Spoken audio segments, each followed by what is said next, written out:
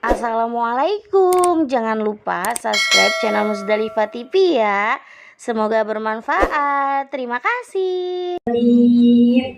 Meningkat acara selanjutnya yaitu pemberian materi inspirasi umrohku yang pada kali ini akan disampaikan oleh tour leader dan motivasi Samira Travel kepada Al-Mukarram wal Muhtaram Al-Ustadz Didi Heriadi MBS. Falyatafaddal mashkura. Boleh beri tepuk tangannya Bapak Ibu, Masya Allah.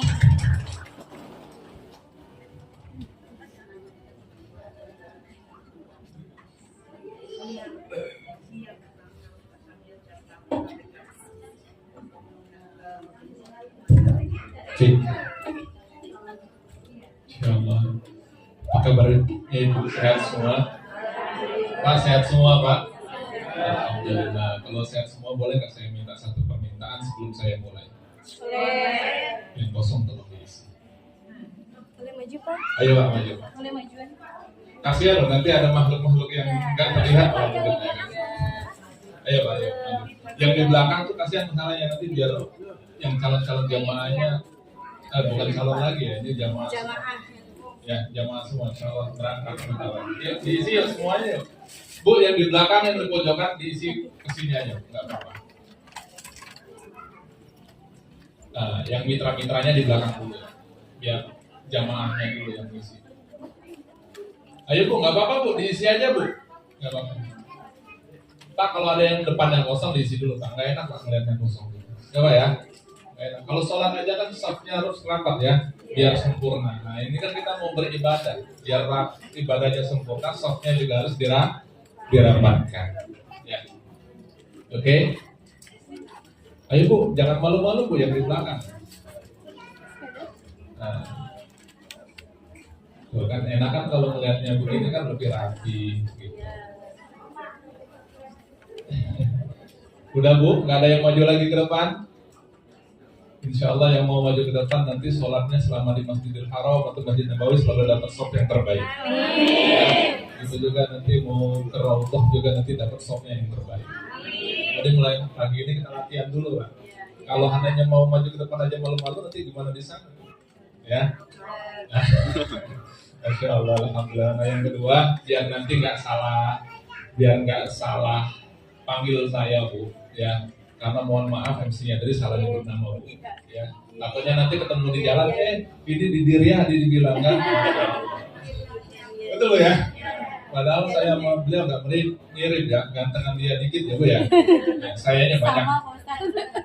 Dia gantengan dia dikit, gantengan saya lebih banyak.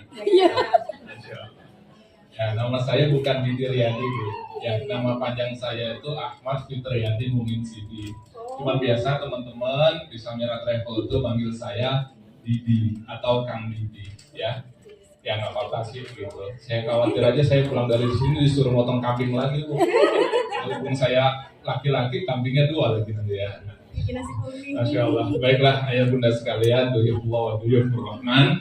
Sebelumnya terimalah salam terbaik dari saya. Wahaikum tayyibatan islamiyatan minallah. Assalamualaikum warahmatullahi wabarakatuh. Alhamdulillah wa syukurillah wa la hawla wa la quwata illa billah. Alhamdulillahilladzi nahmaduhu wa nastaghfiruh wa na'udzu billahi min syururi anfusina wa min sayyiati a'malina. May yahdihillahu fala mudilla lahu wa may yudlil fala hadiya lahu.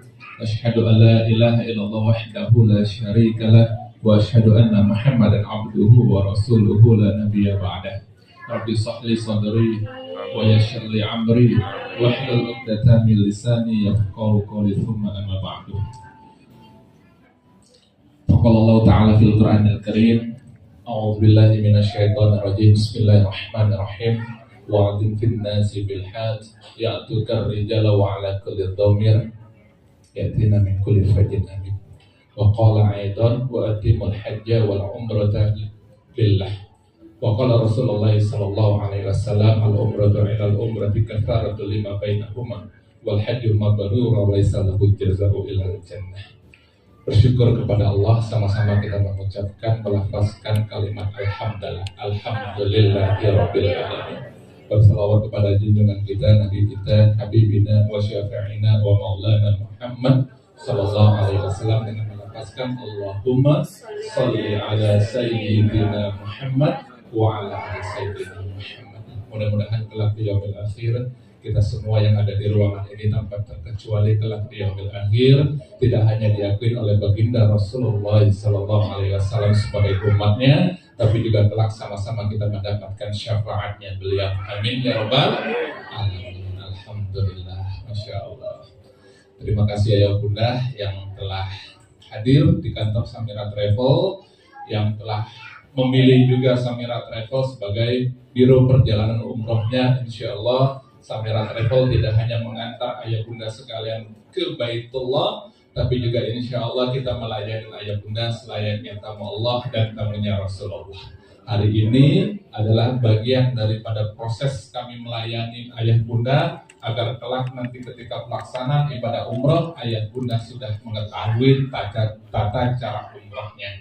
Makanya penting hari ini kita melaksanakan melaksanakan manasik.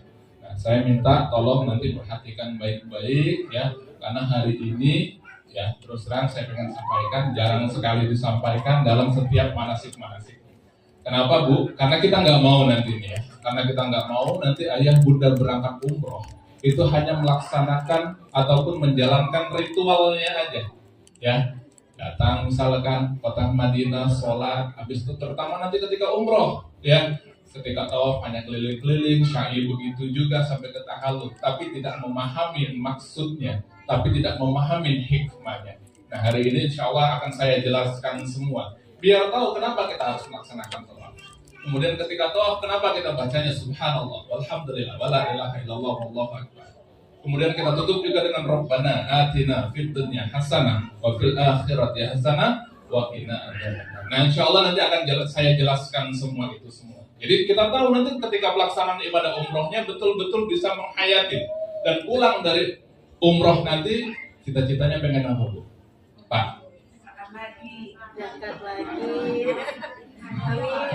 Berangkat lagi ya? Belum juga berangkat, udah mau berangkat lagi. Masya Allah, luar biasa.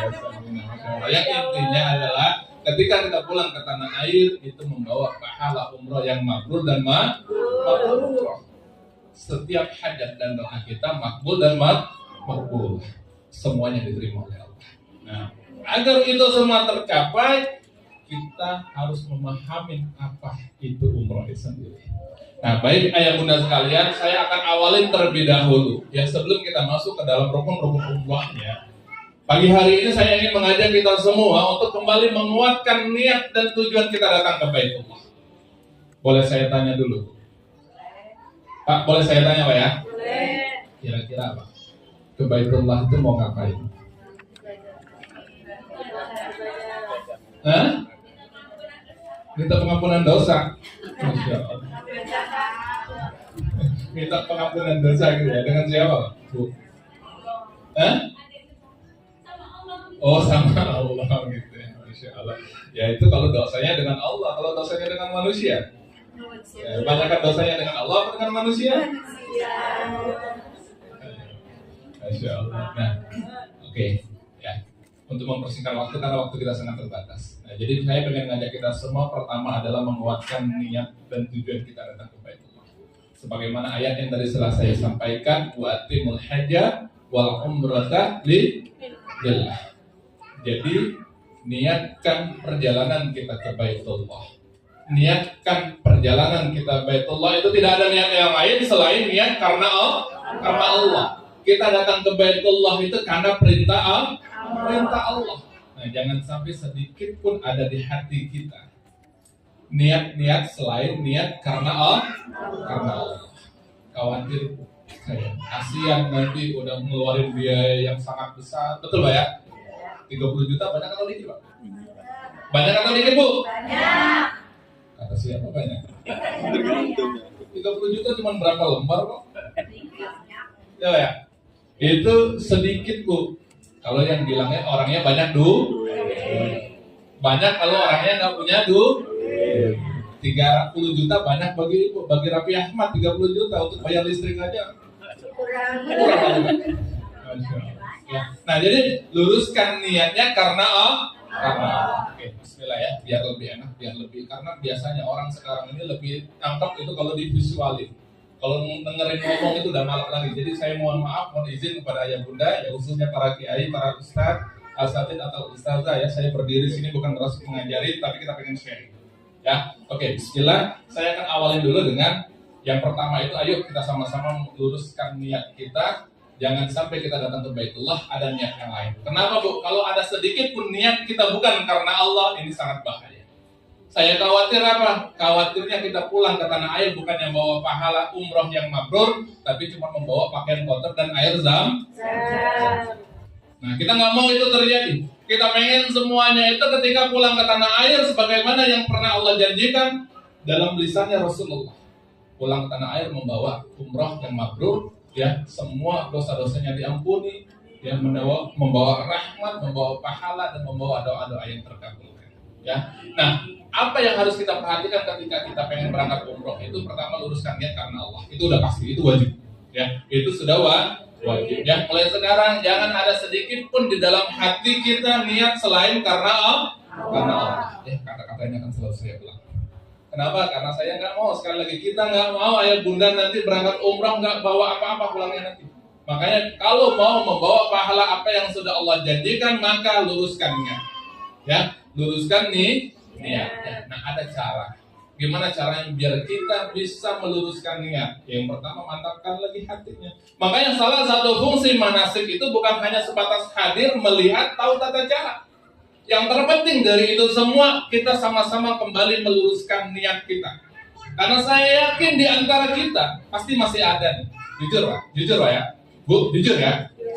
Pasti masih ada di antara kita. Nanti pengen butuh dan saya pengen lihatkan pada orang yang kemarin ngaku. Betul ya? Masih ada ya, misalkan lu kan ngomongin gua nggak mungkin bisa gua berangkat nih, gua buktiin.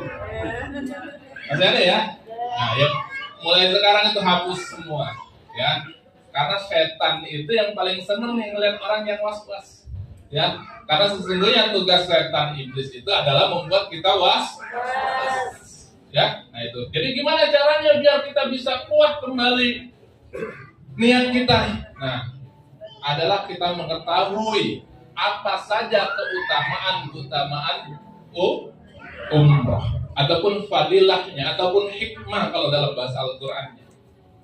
Nah, di antara sekian banyak janji-janji yang sudah Allah berikan, yang telah Allah siapkan kepada hamba-hambanya yang mau datang ke Baitullah, yang mau memperjuangkan untuk menyempurnakan rukun Islamnya, ya, walaupun dengan berumroh. Umroh itu wajib atau enggak, Bu? Pak, wajib atau enggak, Pak? Wajib apa sunnah? Wajib apa sunnah? Wajib atau sunnah? Ayo, ngajinya di mana ini? Masya Allah. Sholatnya pakai kunut atau enggak, Pak? Sholatnya pakai kunut atau enggak, Pak? Bu, artinya mazhabnya apa, Bu? Mazhab Syafi'i. Ya. Jangan pilih-pilih, Pak. Ya. Kalau memang bermazhab Syafi'i, mohon maaf kalau yang ada mazhab selain Syafi'i, Hanafi dan lain sebagainya. Kalau mazhab Syafi'i umrah itu wajib. Ya. Ayatnya itulah yang tadi sudah saya katakan dalam surah Al-Baqarah, wa atimul hajja wal umrata lillah. Ini salah satu pendapat ulama yang kemudian mewajibkan umrah. Adapun misalkan umrah hukumnya sunnah, ini bukan sunnah biasa, tapi sunnah muakkad yang sangat dianjurkan. Ya. Jadi sebagai seorang yang bermazhab Syafi'i, umrah itu hukumnya wajib. Nah, ada keutamaan umrah, ya, yang mana ini sudah dijanjikan Allah melalui lisannya baginda Rasulullah. Di antara keutamaannya itu yang pertama, Allah akan ampunin dosa-dosanya. Ya, Allah akan ampunin dosanya. Yang kedua apa? Allah pun akan mengobrol rahmatnya. Ya. Yang ketiga, Allah selain mengobrol rahmat, Allah pun obrol pahala. Yang terakhir akan Allah berikan, Allah akan kabulkan setiap hajat dan doa-doanya. Inilah janji-janji Allah dari sekian banyak janjinya. Ya, ada 4 yang ingin saya sampaikan di sini. Yuk kita bahas satu persatu. Ya, yang pertama itu Allah akan ampunin segala dosa. Dosanya utamanya meraih ampunan dosa. Ya, saya mau tanya ayah bunda sekalian, di sini ada yang dosanya sedikit, atau yang nggak punya dosa boleh cuma angkat tangan. Yang nggak punya dosa boleh angkat tangan, jangan malu. Kalau yang merasa pede nggak punya dosa boleh angkat tangan. Nggak ada ya? Yang dosanya sedikit aja deh. Yang merasa dosanya sedikit boleh angkat tangan. Masa iya harus saya katakan yang dosanya banyak boleh angkat tangan, mau angkat tangan semua? Mengaku ya? Baru ini diinterogasi mengaku ya. Nah, Allah akan ampunin segala dosa-dosanya. Sebagaimana Allah pernah katakan melalui lisannya baginda Rasulullah yang diriwayatkan oleh An-Nasai. Apa kata Rasulullah? Tabi'u bainal hajj wal umrah fa innahuma yanfiyani al-faqr waz dzunub. Ya, lanjutkan hajimu dengan umrah karena di antara haji dan umrah yang dikerjakan secara berkesinambungan ini akan menghilangkan yang pertama apa? Al-faqr. Yaitu kefakiran. Yang kedua az-dzunub, yaitu dosa-dosa. Insya Allah dosa kita yang setinggi gunung, sedalam lautan dan seluas samudra, kalau kita datang ke Baitullah mengharap akan ridhonya Allah, tidak ada niat lain selain karena Allah, maka insya Allah Allah akan ampunin dosa-dosa kita. Ya, yang tadi dosanya banyak, insya Allah pulang dari umroh kalau niatnya karena Allah, insya Allah akan Allah ampunin semua dosa. Ya, dosa kita dengan orang tua, dosa kita dengan guru-guru kita, anak kita, pasangan kita, saudara kita, siapapun itu. Ya, makanya saya bilang tadi dosa ada dua. Ya, dosa sesama manusia dan dosa kepada Allah. Kalau dosa kepada Allah ini setiap hari kita banyakin istighfar aja, insya Allah Allah ampuni. Selain itu bukan dosa syirik. Ya, kita nggak sholat misalkan, tinggal istighfar aja, minta ampun dengan Allah dan berjanji nggak akan pernah meninggalkan sholat lagi, insya Allah Allah akan ampuni. Tapi yang bahaya itu dosa dengan manusia, Pak. Karena dosa manusia itu sebelum ada kata maaf yang ikhlas terkeluar dari orang yang kita sakitin, itu dosanya akan terus. Makanya sering-sering lah, makanya kita diajarkan oleh Rasulullah setiap malam itu meminta maaf dan memaafkan sebelum itu, ya, biar dosanya tidak. Bahkan Rasulullah katakan lagi, ya kan, orang yang pulang dari umrah apabila umrahnya mabrur laisa lahu jazaa'u ilal jannah. Nggak ada sebaik-baik balasan yang akan Allah berikan, yang Allah janjikan selain apa? Surga. Ada yang pengen masuk surga di sini, Bu? Pak pengen masuk surga, Pak? Serius pengen masuk surga? Cum, yang mau masuk duluan?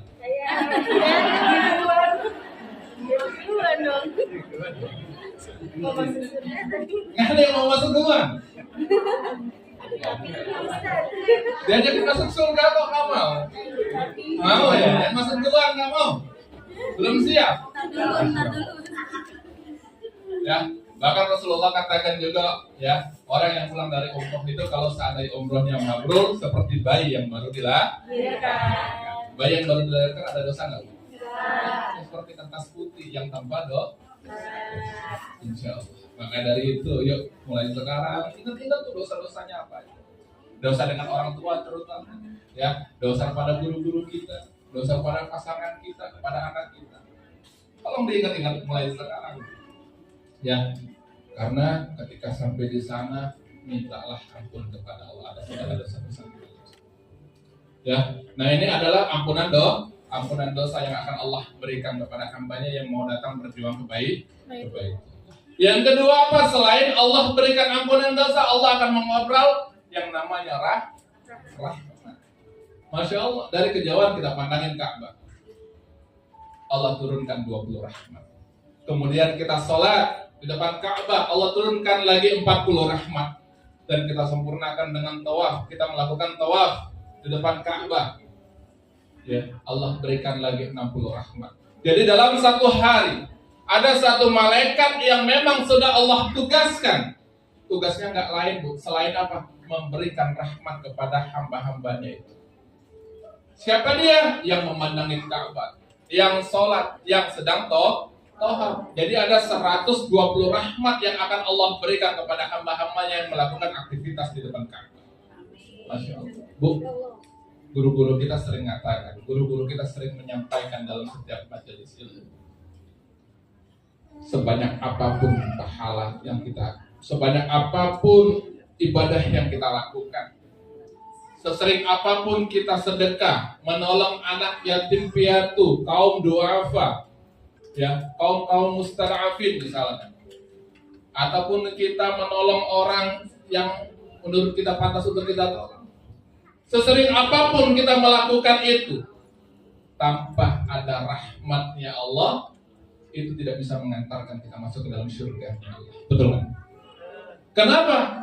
Karena guru kita sering menyampaikan yang memasukkan kita ke dalam surga itu adalah rahmatnya Allah, kasih sayangnya Allah. Nah, berhubung di sini adalah tempat yang sangat banyak sekali, maka jangan disia-siakan. Ya, jangan disia-siakan. Itulah kenapa rahmat di sini sangat banyak. Ya, karena tidak semua orang yang dimampukan Allah untuk datang ke Baitul. Bukan karena Allah nggak mau mampukan, tapi karena memang dia yang belum mau. Makanya sekali lagi saya tegaskan, yang mudah-mudahan dari lisan ayah bunda sekalian juga bisa menginspirasi banyak orang untuk bisa datang ke Baitullah. Tolong sampaikan bahwasanya orang-orang yang sampai ke Baitullah itu bukan perkara mampu atau tidak mampu, tapi masalah mau atau tidak mau. Karena yang memampukan itu adalah Allah. Saya yakin di antara kita aja coba kita merenung untuk diri kita sendiri. Apakah kita sudah mampu secara ekonomi? Saya yakin mungkin ada yang belum mampu secara ekonomi.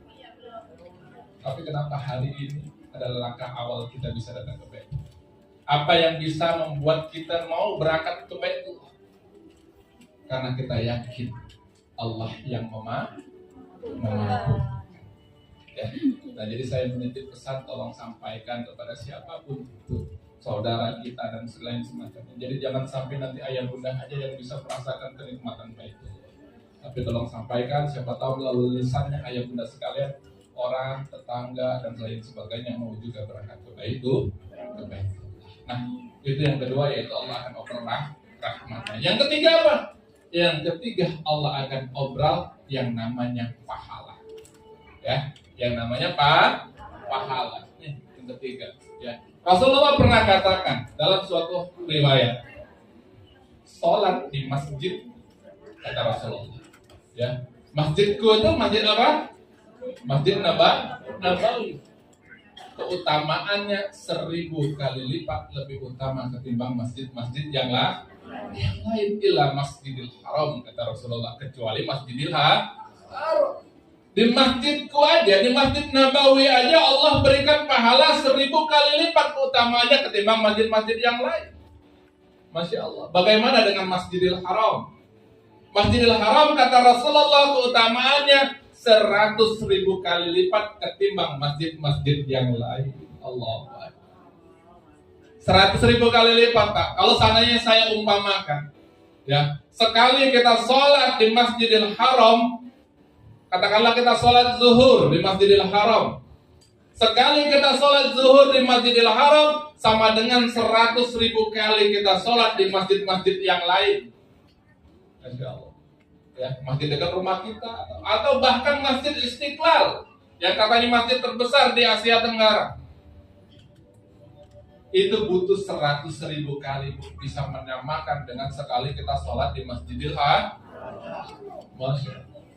Ya, butuh berapa tahun kira-kira kita bisa melaksanakan sholat zuhur sampai 100.000 kali? Masya Allah.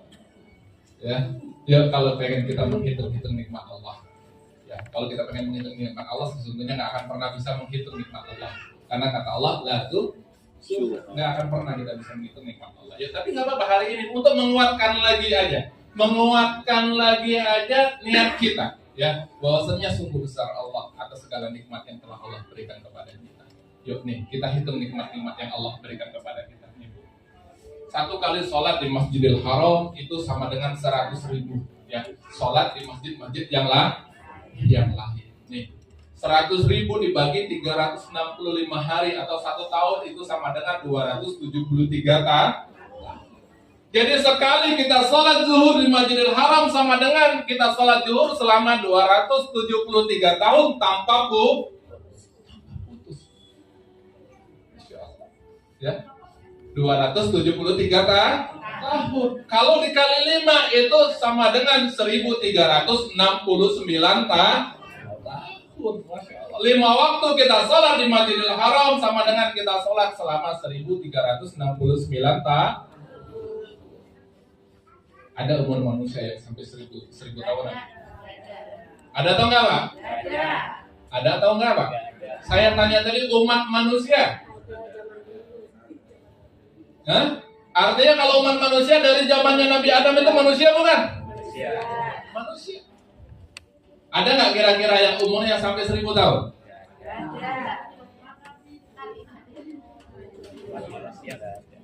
Ada, Pak. Umatnya Nabi. Umatnya Nabi Nuh umurnya hampir rata-rata 1000 tahunan. Ya. Nah, bersyukurlah kita sebagai umatnya Nabi Muhammad SAW.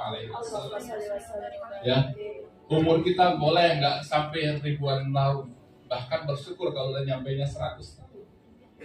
Karena Rasulullah sendiri katakan, umatku itu umurnya antara sitin wa sab'in, antara 60 dengan 70. Ini kata Rasulullah. Hadisnya sahih. Bahkan Rasulullah sendiri umurnya cuma 63 tahun, tapi luar biasanya apa? Kita sebagai umatnya, baginda Rasulullah, umat yang sangat diiriin oleh umat-umat Nabi terdahulu. Kenapa, Bu? Karena kita nggak perlu melakukan amalan yang sangat luar biasa.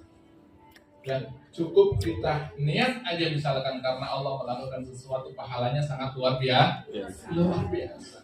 Ya, amalannya kecil tapi pahalanya luar biasa.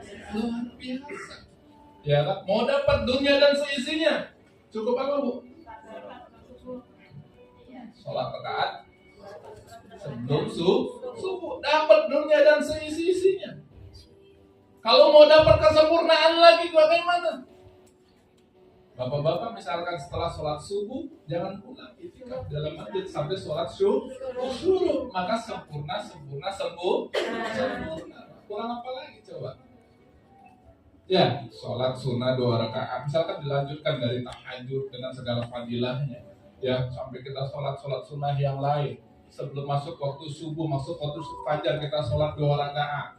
Habis itu kita sholat subuh berjamaah, kita itikaf dalam masjid berzikir kepada Allah sampai waktu syuruk kita sholat 2 rakaat syuruk. Itu sempurna. Cukup kita lakukan itu aja udah luar biasa, Pak, pahalanya, Pak. Ya, luar biasa. Apalagi sebentar lagi bulan Ramadan, Masya Allah, bulan yang sangat dinanti umat manusia, ya. Umatmu harus bahagia kita ya menanti bulan Ramadan. Nah itu ya salah satunya. Nah selanjutnya yang ketiga, yang keempat, yang pertama Allah ampunin dosa, yang kedua Allah obral rahmat, yang ketiga Allah obral pahala, yang keempat ini nggak kalah kerennya. Yang keempat ini, ya, di sini Allah akan kabulkan setiap doa dan hajat-hajat kita. Kenapa? Karena disinilah yang disebut dengan maqamul ijabah. Tempat di mana ketika kita berdoa minta kepada Allah, insya Allah doa-doa kita tidak akan pernah tertolak. Minta apa aja, Pak. Ya, berdoa itu adalah salah satu perintah dari Allah. Ud'uni astajib lakum, kata Allah. Berdoalah kamu, memintalah kamu kepadaku, maka akan aku berikan, akan aku kabulkan. Ya. Nah, di tanah air, ya. Tanah air itu mana, Bu? Tanah air beta Indonesia. Di sini di tanah air kita hanya mempunyai yang namanya waktu. Ketika kita berdoa, insya Allah doa kita akan Allah kabulkan. Ya, salah satu contoh yang paling sering kita dengar, misalkan guru kita sampaikan, berdoalah di antara azan dan iqamah. Kenapa? Karena di waktu inilah Allah akan kabulkan setiap doa-doa kita. Atau yang paling sering juga kita dengar, berdoalah ketika turunnya hujan. Karena ketika turunnya hujan Allah sedang menurunkan rahmatnya. habis sholat subuh, ya misalkan, bukan habis subuh, habis sholat fardu, ya di sepertiga malam. Bahkan dalam satu riwayat Rasulullah pun pernah nyampaikan, ini hadisnya juga sahih kan? Salah satu waktu yang sangat mustajab dan insya Allah tidak akan pernah tertolak. Dalam satu minggu ada 7 hari. Dalam 7 hari ada 1 hari. Ya, dalam 1 hari ada 1 waktu. Yang ketika kita berdoa di waktu ini, maka doa kita tidak akan pernah tertolak. Tahu waktunya kapan? Ya, Bu?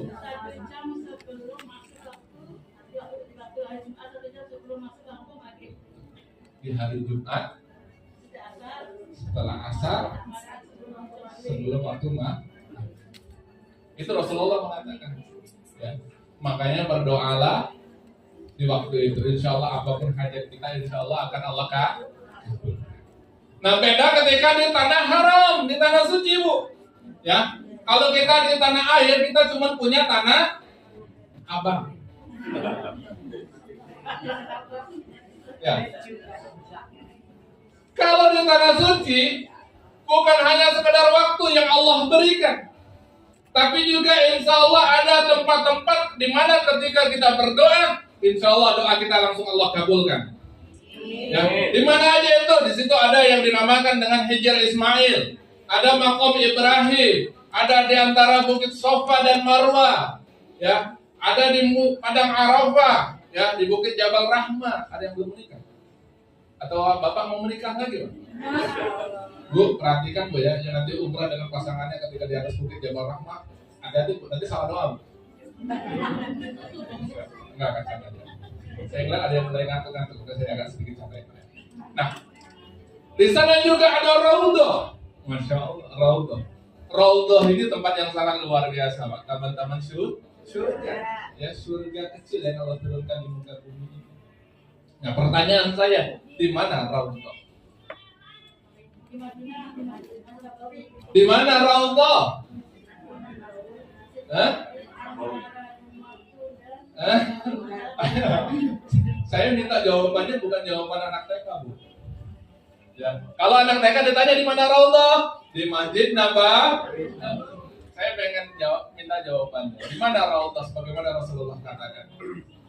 Ada seorang sahabat bertanya kepada Rasulullah, "Ya Rasulullah, aina Raudhah?" "Ya Rasulullah, di mana Raudhah?" Kemudian dijawab oleh Rasulullah, "Raudhah ma baina baiti wa mimbari, Raudhah min riyadatil jannah." Di antara rumahku dan mimbarku, disitulah Raudhah. Ya, taman-taman surga. Pak, Masya Allah, demi Allah, saya sampaikan. Ya, mohon maaf lahir batin, ya, bukan termasuk sombong. Ya, mungkin mitra-mitra di sini sudah merasakan, atau mungkin ayah bunda sekalian juga Bapak Ibu yang sudah pernah berangkat umroh ataupun haji. Ya, kalau saya secara pribadi tidak ada tempat senyaman-nyamannya tempat ya berdoa selain ketika berada di Raudhah. Kenapa saya katakan demikian? Karena ketika kita berdoa di Raudhah, di situ ada orang yang sangat dimuliakan.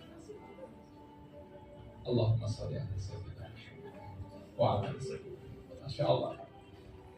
Mohon maaf ya, saya agak sedikit baper kalau tak ngomong. Orang ya, dalam hadis kursi Allah ada percakapan antara Allah dengan Rasulullah. Bukan tanpa alasan kenapa kita memuliakan Rasulullah.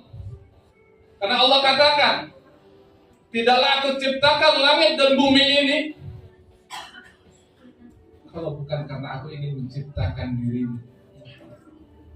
Yaitu Nabi kita Muhammad Sallallahu Alaihi Wasallam. Allah ciptakan langit dan bumi ini bukan karena apa? Karena Allah ingin menciptakan orang yang sangat kita muliakan, orang yang sangat kita harapkan syafaatnya, orang yang sangat kita nanti-nantikan ketika nanti dia akhir syafaatnya. Orang yang juga kita pengen harapkan ketika nanti kita mendapat bagian juga yang langsung Rasulullah berikan air dari tangannya yang diambil dari Telaga Kautsar. Insyaallah. Makanya saya minta ketika di Raudhah manfaatkan waktu itu. Insyaallah ada Rasulullah di samping. Insyaallah Rasulullah akan menyaksikan kita berdoa, mengaminin setiap doa-doa kita. Ini Rasulullah sendiri yang katakan, orang yang datang ke rumahku, Ya, walaupun aku telah tiada, itu sama seperti aku masih ada. Ya, makanya saya katakan kenapa tidak ada tempat selain di Raudhah, senyaman-nyaman tempat untuk berdoa. Karena di situ ada baginda Rasulullah. Kenapa juga kita diajarkan oleh guru-guru kita ketika kita masuk ke rumahnya baginda Rasulullah, kita mengucapkan Assalamualaikum ya Rasulullah. Assalamualaikum ya Nabiullah. Assalamualaikum ya Safwatullah. Assalamualaikum ya Rasulullah warahmatullahi wabarakatuh. Kenapa kita diajarkan di situ? Karena kita yakin ada Rasulullah di dalam yang akan menjawab setiap doa kita, yang akan menjawab setiap salam kita. Bu, di tempat ini ketika kita bersalawat kepada Rasulullah, Allahumma